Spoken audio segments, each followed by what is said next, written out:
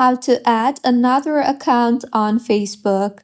Hello everyone, I am Bishaka and welcome to our channel. Now let's get right into the tutorial. Firstly, go ahead and open the Facebook application on your device and make sure you are signed in.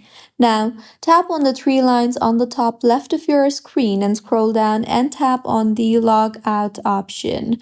Now, tap on log out when prompted, and now in this particular login interface, in order to add another account, you can tap on the use another profile option you see there and then enter the login credentials of the account that you want to add and then tap on the login button, and with this another account on your Facebook will be added.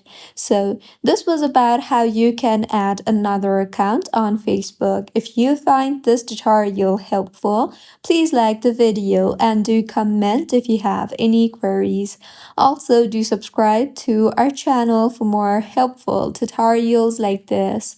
See you on the next one.